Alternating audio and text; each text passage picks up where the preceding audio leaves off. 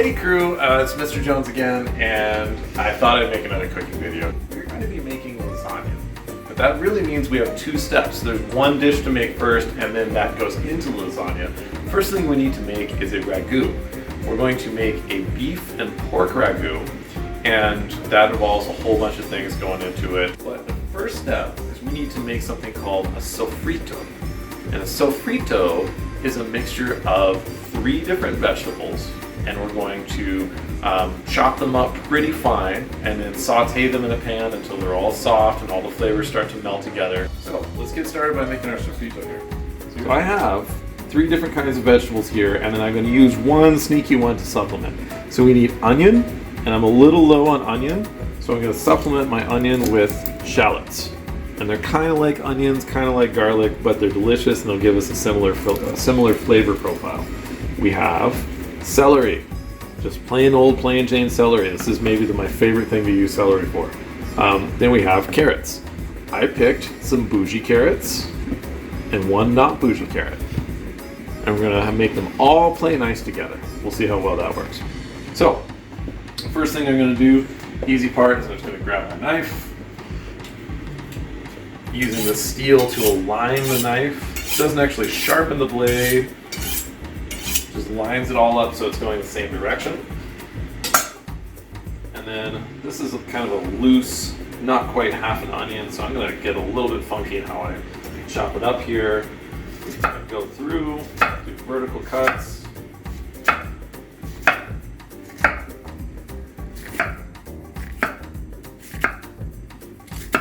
This is not the most amazing technique on cutting this thing. So chef, if you're watching, I hope you're like, he tried his best.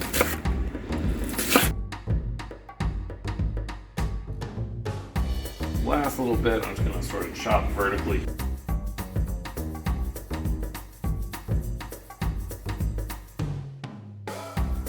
Alright, so we got onion.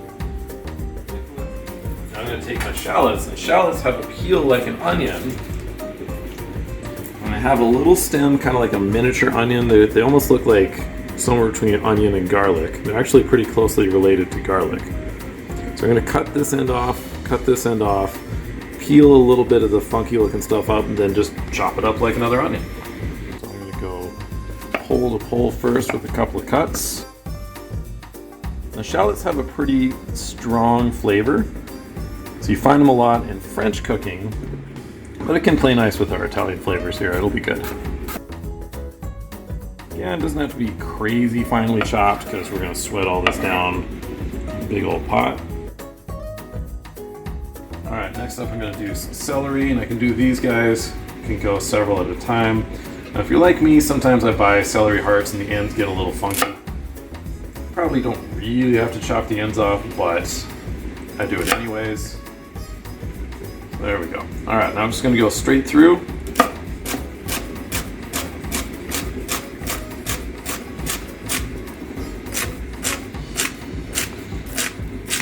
If you like a finer texture sauce, you can chop your vegetables way finer than I am. I'm just rolling with this because this will be plenty. I like a little bit of bite to my lasagna, even to my meat sauce. It's really good. Now if you like, you can add other things to this. You could add chopped bell peppers. Are not a bad addition at all. Alright, next up, gotta peel some carrots. Go over here. I like to just peel them straight into the trash. Don't drop your carrot into the trash when you do that. It's awkward. Carrots don't like it. If you do drop your carrot in the trash, don't go back in for it. Just let it be trash. It's okay. Sometimes you get trash carrots.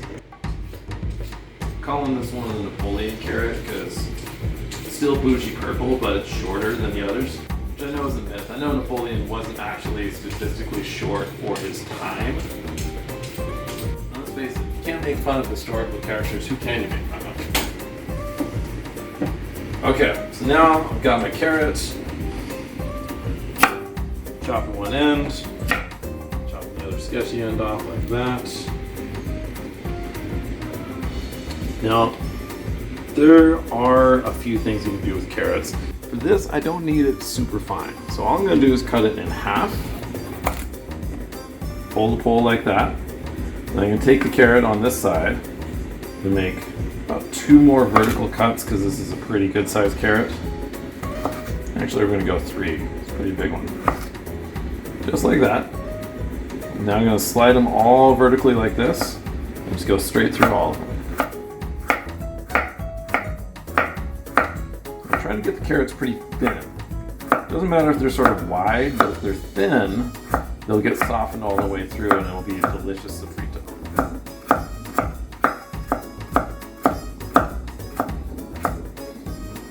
Just like so. Cool, so we're going to do the same thing with our next carrot here. Please don't chop your fingers off while you do this. I need you guys to be able to play your string instruments.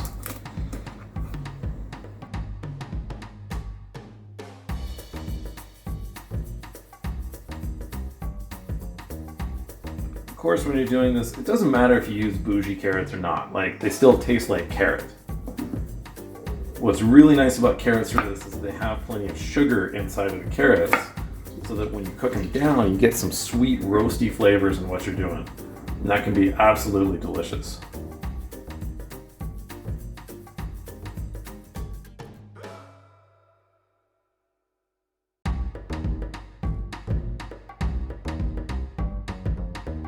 Other times, if I was chopping vegetables and I wanted them to look really fancy, I would move them out of the way of my blade so they don't get chopped in extra time. But for this, I just absolutely don't care. It's all going to be in a sauce all together. It's going to be rich and delicious and all those great things. So it's just fine. Boom. When there's the vegetables for this stage here, I have a couple of cloves of garlic that we'll add in a little bit. But the first thing we need to do is get these on and simmering. So I'm going to snap my fingers and you're going to see vegetables in a pot and we're going to saute them with olive oil. Ready? Here we go. Alright, we're back. I got my vegetables in a pot and I'm going to drizzle them with a little bit of olive oil. Don't go too heavy on the olive oil, just enough to make sure you get it not completely stuck to the bottom of the pot. Important detail on this, I'm using a stainless steel pot, not a cast iron pot. You can do this in cast iron, but sometimes it gives it a funky taste, and the acid from the tomatoes that we're going to add later is not the best thing for your cast iron finish. Also, if you use a stainless steel pot, all the good stuff that gets stuck to the bottom, we call that stuff fond, F-O-N-D, you can scrape all that off when you deglaze the pot, and it's delicious. So it's absolutely worth doing it. If you can, stainless steel. Big stock pot with a nice big lid. You're going to turn it on, just like so. Start it up sort of medium high to get the saute started. Got a little bit of salt. This is just big old flaky kosher salt. I'm not going to go too heavy on the salt for right now, but a little bit of salt will help a little water release from the vegetables there. Cool, so I'm going to give this a chance to start sauteing, and when it's started to soften all the vegetables, we'll come back and we'll add some garlic and we'll grate that in there. Alright, see you in a minute. And we're back. Alright, as you can see, our vegetables have softened slightly. They're not going to be crunchy and hard quite as much no more. They'll soften a lot more as we cook the sauce. But now we're ready to add the last couple of steps before we start browning our meat. So what I want is garlic. Now, my wife and I like garlic. So I have 4 garlic cloves ranging from small to pretty big, and 1 more little tiny one on the side. So we're just going to put all of this garlic in here. So first thing first, to peel garlic, I like to just smash it a little bit with the edge of a knife like that, not too much, just enough to loosen the skin, and then I like to peel it off. If you watch other people, if you watch Anne Burrell do this, she'll just go whap with the knife as hard as she can and just completely crush the garlic. That's not really my style. I'm going to grab a little zester thing right here and just grate the garlic in there, right? Some people prefer to slice the garlic really thin, which is the most classical Italian style. I think this works pretty good. You either want to crush the garlic, grate it, or slice it. I find that minced doesn't give enough garlic flavor. And all of those techniques do subtle things to the flavor of the garlic because they change how the cells are broken. All right, the last little bit of garlic, just let it go.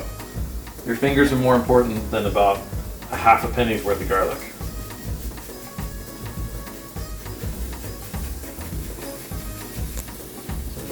right on top of this thing. I turn the heat down a little bit to like sort of medium or medium low. I'm not going to stir the garlic in there until I've got all of it grated.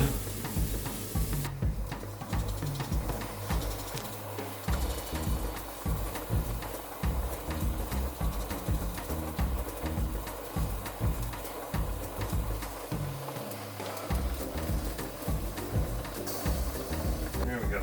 Take a look at that. Got a whole bunch of garlic in there. Got one more little ingredient I'm going to add, which is I'm going to add a little bit crushed red pepper. Not a lot. And I'm making a big recipe with like 2 pounds of meat. You don't need to use this much. You can use half this much. It just gives a little brightness to the flavor. It's really nice. Sprinkle it in here. Don't over saute crushed red pepper or garlic. It turns both of those things kind of bitter.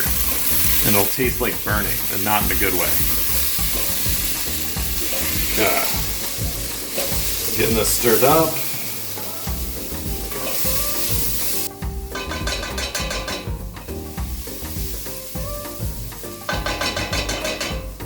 Get some of this off the bottom of the pan. I might need a little more. So, metal scraper. I'm not going to try and remove all the fond, but just like that, a little bit of garlic, it's not a bad idea to get some of that off, so it doesn't burn on the bottom of the pot. You only need about that much, like 20-30 seconds cooking the garlic and the red pepper. It already smells amazingly delicious, guys. You have no idea. As my wife says, it's starting to smell really hungry in here. Now, we're actually going to pull all of these vegetables out. Watch out for hot sides of pans and pots and things like that. That's not big enough. Let's try this one. So I'm going to pull all of this out and reserve it in a bowl. Turn the heat off so the pan will cool down.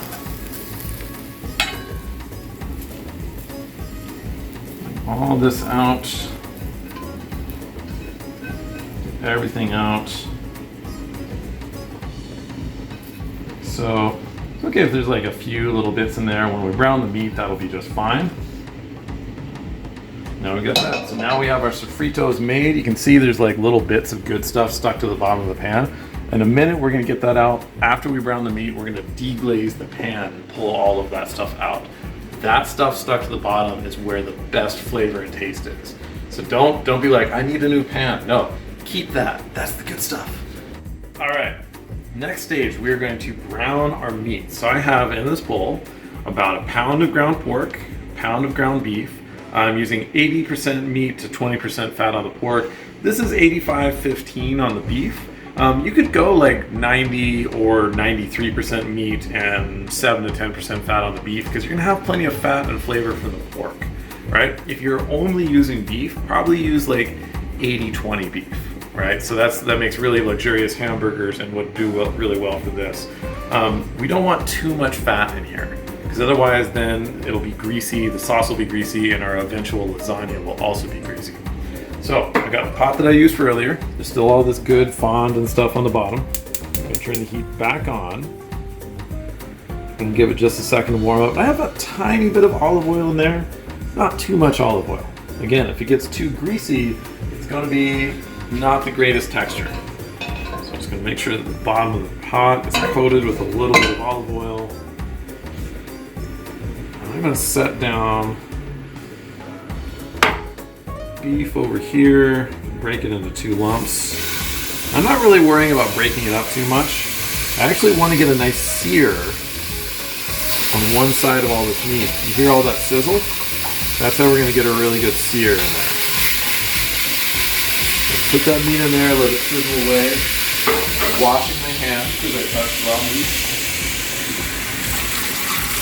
Very important to wash your hands every time you touch raw meat. Soap and water. You probably wash your hands 10-15 times when you're cooking like this. It happens all the time. Dry them off carefully. And we're going to go back to our salt. Again, I'm not trying to salt so much for flavor yet. That stage will come. Just a little tiny bit of salt. Because again, it helps pull some liquid out of whatever you're doing. Because chemistry. You know, I was sure I was going to tell a joke about sodium and salt today, but then I thought, nah.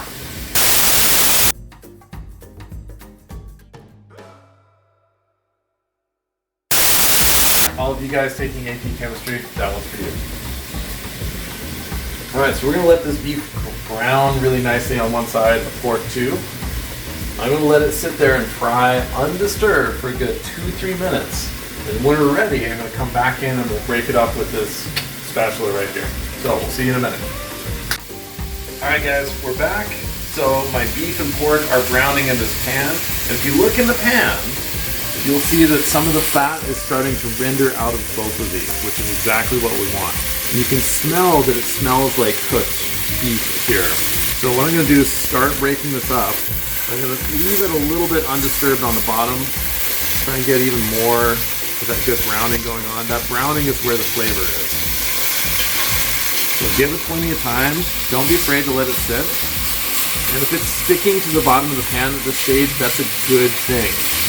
That means you're going to get all that flavor is going to go into your sauce when you deglaze the pan.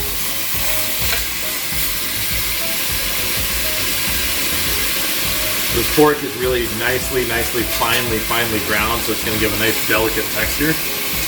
You get a little bit of toothsomeness from the beef. That's going to be good. You can see there's more liquid coming out, so some of that's fat, some of that is water from the pork and the beef. We're going to give this a couple more minutes to saute, and then we're going to start scraping and flipping stuff over, get the other side as brown as we can get it. Got it on about medium. Your stovetop may want medium-high heat, but we don't want to go crazy hot and burn it. Like, we just want to get it nicely brown. Alright, see you in a couple minutes when this is done. Alright folks, we are almost done browning our meat. I want you to take a look here. Kind of what you're looking for are a few spots that look like that. See that nice, dark, caramelized brown? We have that on a bunch of the bottom of this meat, and there's so much in here that we're not going to get it on everything, but that's okay. Because what I'm going to do next is going to help with the texture and the flavor profile. So I'm going to turn my heat off one more time. I'm going to use a slotted spoon to scoop some of this meat in here. And I'm going to let fat drain out. So see how that stuff's dripping out of there? We're going to leave that behind. We're just going to try and take the meat and not too much of the fat with us. Okay, take a second, drain. If a little bit comes over, that's okay. We do want a little bit of that. It's good flavor. But we're not going to try and get every single bit of it. If you don't have a slotted spoon, you could use a really big fork. I don't recommend tipping the pot over and trying to drain it through a colander or anything else, because the grease is going to be hot, and you don't really want that. You don't want to splash hot grease around your kitchen. It's not safe. It's dangerous, peoples. Save the dangerous stuff for when you're at Disneyland on a field trip. Right? No, don't do the dangerous stuff then. Save it for when your parents are supervising you. There we go. Alright, you see what's left? We have quite a bit of fat in the bottom of this pan here. So we're going to drain just a little bit off of it into a bowl. I like to let it cool so that then I can throw it away. Don't pour grease, hot or otherwise, down your kitchen sink. It is not good. It will attract cockroaches and all sorts of things you don't want. So I'm going to pour not all of this, but most of this off. Just like that. Perfect. So I have a little bit, enough to sort of coat the bottom of the pan again. And now we're going to deglaze this pan. So I'm going to turn the heat up to high and wait until the pan is really quite hot. And then I'm going to deglaze it, which means I'm going to pour liquid into the hot pan and scrape the stuff off the bottom. So I have two kinds of liquid I'm using. One is grape juice. It is absolutely grape juice. It may have had some kind of a run-in with some yeast and some thyme, but it is totally red grape juice. It's right there. The other one is stock. So here I have a mixture of chicken and beef stock. You could use vegetable stock, you could use all sorts of things. I really like this kind of stuff. So this comes in a jar and you spoon it into some water and mix it up and it makes stock. It's really delicious and really good. You could use a stock cube, you could just use pre-packaged chicken or beef stock. I really like chicken and beef stock for this, but again, you know, it's your call. You can use all sorts of things. All right, this is bubbling and simmering. It's starting to get good here, so this is going to make a nice big loud splash and sizzle. I'm going to pour it in all in one go. I'm going to grab my scraper spatula, and I'm going to actively scrape the bottom and the corners of the pan to get everything up. I want all the good stuff off the bottom.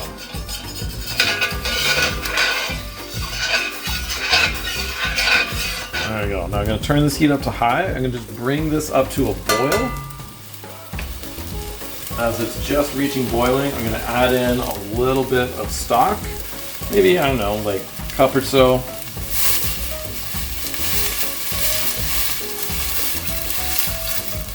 Something like that, you know.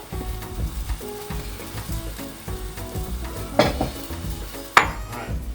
Now that we've got this in here, as this is coming back up to a boil, we're going to reintroduce our Soffritto, which is, these are all the vegetables and the garlic from before. I'm going to bring this stuff back in.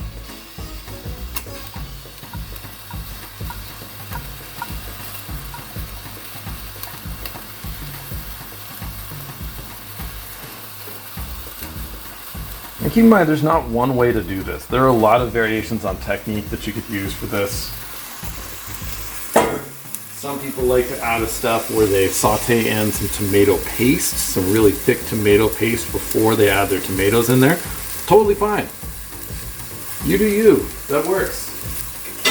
I sometimes find it makes the sauce a little bit too dark and too much depth to the flavor. You actually might want a little bit less than that. All right, now I'm going to come back in with all the meat. Again, remember, we removed some of this fat, so this is going to be a little bit leaner, but still have a bunch of the flavor that we want. So that's going to go in here. Just like so. I'm taking a minute to let all this stuff get to know each other. The grape juice and the stock are reducing a little bit. Kind of breaking up some of the bigger chunks of stuff. Still got the heat up fairly high, but I'm going to turn it down a little bit towards medium high. Mix all of that in together. Again, it's starting to smell even more delicious. This is going to torture my wife all afternoon because she has to like smell it for like 3 hours before she can have any. She's a good sport about this, but you know, it can be a challenge. Alright, I'm squeezing in tomato paste. I get it from a tube, you can get it from a can. It's in the can, it was put there by a man in a factory downtown. You guys are too young, but your parents will love that joke. If they're overhearing that, they'll probably burst out laughing and be like, I know that song! Alright, good glob of tomato paste, like a heaping tablespoon, maybe 2 tablespoons even. Give this a stir around. Now that the liquid's really starting to reduce, I'm going to turn it down just a little bit more.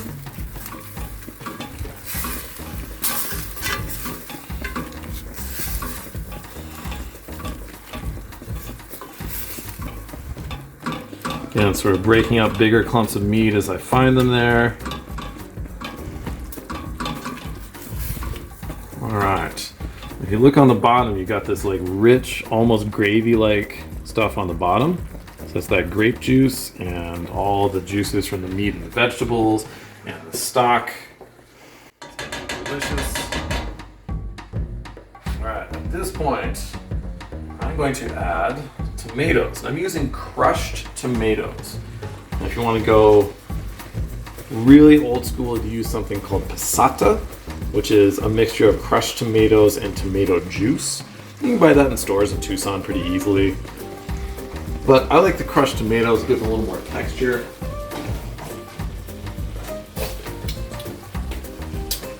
I'm just going to use a whole big can. This is about 800 milliliters or so. You can also use peeled whole tomatoes, particularly there's a variety that's great for this called San Marzano. or you can get California grown San Marzano style, or they grow a San Marzano style tomatoes in Sonora State as well. So if you want to get them from anywhere you want to, they'll work.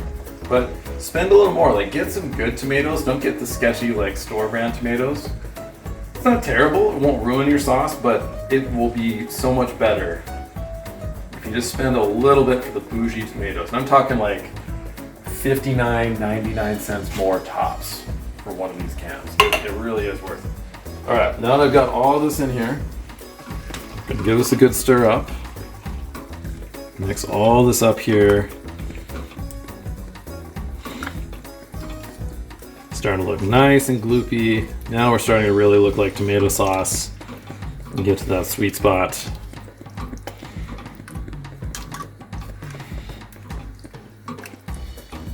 All right. Now we're cooking. So now I'm turning the heat down to low, and I want to get it to just a bare simmer. That means it is just barely bubbling on top. We want to cook it really, really slowly. As I'm looking at it, I'm going to add just a little more stock, like half a cup maybe. I'm keeping the stock nearby in case I need a little bit more. Now we're going to start to flavor this thing up. So I have here, this is oregano, fresh oregano from our garden. Right? If it's fresh, you just use it like this. Like, I don't mind a little texture in there. You could chop it if you want. You can use dried oregano too if you want. That's perfectly fine. And the other thing we want is a bay leaf. We want one single bay leaf, like so. Now the bay leaf is not edible, so you have to keep track of how many bay leaves you put in there so you can fish them out before you eat it. Don't feed your family a bay leaf. They'll be like, what's this thing? And be unhappy. So I'm gonna take all my oregano, grab it, dump it on the top. Then I'm gonna add some salt, and this is where we're starting to salt for flavor, not just for chemical properties. So it's gonna take more than that. I'm gonna keep adding more salt to it. And then this is where I might add a little bit of pepper. I don't like to add pepper too early because it can burn. You can actually burn pepper, and that's really what'll make your throat tighten up a little bit. We'll do that. Give this guy a stir. You can see it's bubbling quite a lot, so I might need to move this to a burner that'll turn down even a little bit lower here in a minute. Now we got a big old pot of rich ragu, something that we sometimes call Sunday gravy if you're in an Italian circle. Oh yeah, look at that. It's already, like, it smells amazing already, and it's already gonna taste pretty good. But if we let this simmer for 2-3 hours, it's gonna taste amazing. So last bits, I'm going to add a little bay leaf right in there, and that can just hang out in the corner. I'm going to slide this over to a smaller burner. And remember, you want to simmer it where it's just barely actively cooking. Just like that. See those little bubbles? Little bubble good, tons of big bubbles bad.